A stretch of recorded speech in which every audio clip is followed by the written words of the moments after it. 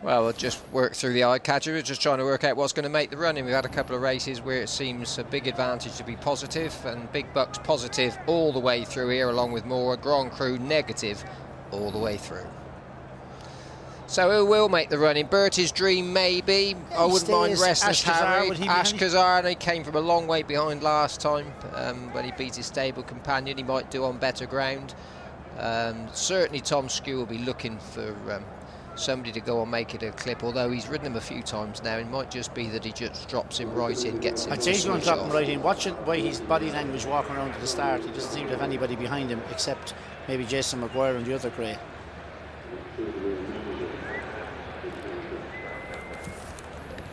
Well, Big Bucks has lorded it over the Ladbrokes World Hurdle for 2 years, but he does just enough, not necessarily any more, and he's not an easy ride even for Ruby Walsh. And he faces his toughest festival test to date as Grand Cru.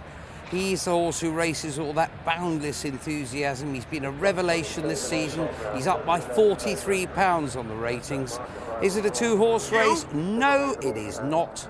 There's genuine strength in depth here. And here's Simon Holt to call the most competitive world hurdle we've had in years. Yes, and as Jim and Ted were saying, the tactics here are going to be interesting. There isn't an obvious front runner. It's possible that Restless Harry or Bertie's Dream might go on. Tom Scudamore probably would prefer a strong gallop for Grand Cru, can be very keen. Big Bucks is normally held up for a late run. And if the two of them turn into the straight, which of the jockeys is going to go for home first? Big Bucks can sometimes look a little idle in front. Grand Cru keeps going pretty well in front. All in all, this is an intriguing world hurdle. They jump away, and Crus is the one that jumps away first from Bertie's Dream in second place. Ashkazar, then Big Bucks in fourth. Riggerback Bob on the inside of Power Station. Restless Harry towards the outside. Got four greys in this field. Zaynar in an orange jacket towards the outside. In the early stages, they jump the first. Cross Cannon taking it in front, and Tom Scudamore has got Grand Cru anchored in last place as they make their way towards the second. Cross Cannon from Bertie's Dream, Restless Harry, Big Bucks, and on the inside, on the near side, blue and green jacket, Ashkazar. Power Station jumps up well there. Zaynar on the outside, Mourad. The second of the greys in the field at the moment is 5 for 3. Riggerback Bob in the black and red jacket towards the inside. Further back is Souffleur. Two greys at the back, Any Given Day, and Grand Cru. Making their way towards the turn left-handed up the hill. And so Cross Cannon and Alan O'Keefe leading the way to Bertie's Dream. Restless Harry's on the outside. Ashkazar, Big Bucks, ridden quite handily by Ruby Walsh. Then Power Station, Zaynar on the outside. Then from Mourad and Riggerback Bob. And 5 for 3 as they jump the fourth flight. And towards the rear are Souffleur, Any Given Day, and Grand Cru. So continuing uphill at this point of the course, they'll soon be swinging left-handed on this first circuit in this 2011 Ladbrokes World Hurdle. And Cross Cannon, it looks a fairly steady tempo from Bertie's Dream in second. Big Bucks going off the 11 to 10 on favourite to win his third consecutive World Hurdle here.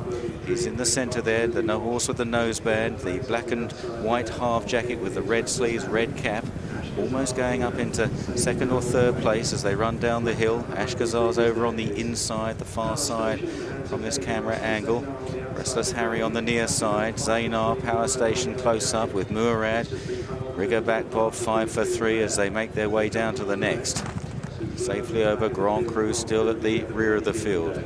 Still very early skirmishes here, and hardly any skirmishes at all as they make their way round the left-hander on the long run to the next flight. Any Given Day out the back with Grand Cru, and Cross Cannon continuing to make it. Big Bucks and Bertie's Dream with Restless Harry on Big Bucks' outside. They're disputing second, followed by Power Station, Ashkazar, then Mourad and Zaynar towards the wide outside.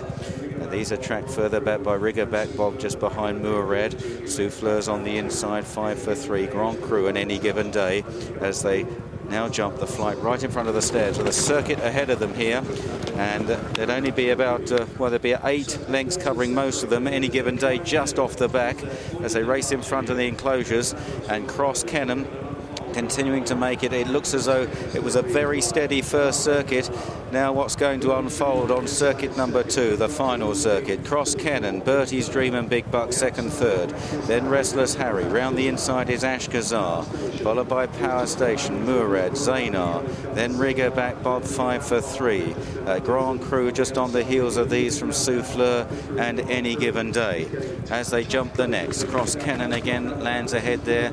Haven't seen any mistakes so far. Souffleur was possibly just a little awkward at that, but it's Cross Cannon continuing to make it. Big Bucks right there, right on terms. Restless Harry's on his outside. Then Bertie's Dream, Zaynar and Power Station, Rigger Back Bob. They're all racing in a heap as they continue along the back straight and head now towards flight number 9. Cross Cannon's over in front. Again, they all land safely. No move yet from Tom Scudamore on Grand Cru, still towards the back of a packing field as they swing left-handed now and head towards the third last. And it's Cross Cannon, shadowed by Big Bucks in second, Restless Harry, and then on the inside, Bertie's Dream, Power Station, Zaynar's out wide, Mourad in the yellow jacket, Rigger Back Bob, then Grand Cru, 5 for 3 on the outside. This is 3 out, and it was Cross Cannon that again led, and again the jumping was just about perfect all round there. So racing towards the top of the hill. And Cross Cannon from Restless Harry. Ruby's always had Big Bucks handy. That may have been very wise in quite a steadily run race. Power Station is fourth, then Mourad, and now the tap's being turned on.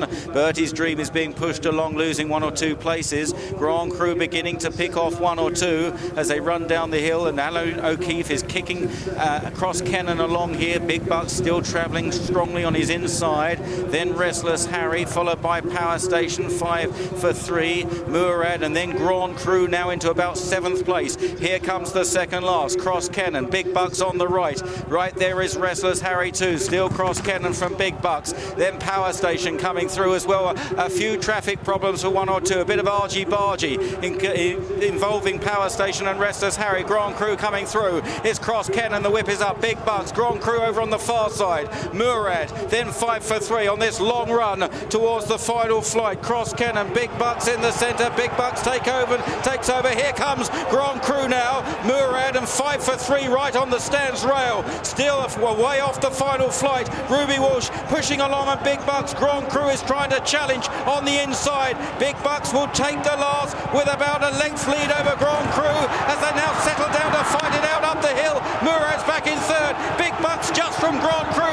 Grand Cru's trying hard, but Big Bucks is too strong again and will win his third world hurdle. 3 years running. Big Bucks wins. Grand Cru beaten off. Then tight third, Cross Cannon, Mourad, Rigger Back Bob, followed by Bertie's Dream, Restless Harry, Any Given Day. 5 for 3, then Power Station, Zaynar, Souffleur and Ashkazar last of all. Ruby Walsh gives this giant horse a very grateful hug there. That was a difficult race to ride, and I think Ruby Walsh got the tactics absolutely right. There was no obvious front runner. It was quite a falsely run race. He was handy all the way. He was in the right position. And ultimately up the hill, Big Bucks was the stronger and the better horse again. Big Bucks wins for the 3rd year running, retains his stayer's crown. What a fine horse he is. Here's Alice Plunkett with the winning rider. Ruby, he is unbelievable, isn't he? He's an aeroplane. Just what a bad mistake to make. Like, drop your stick halfway to the last hurl. My own fault. I was trying to figure out where they were behind me. I was only half watching what I was doing.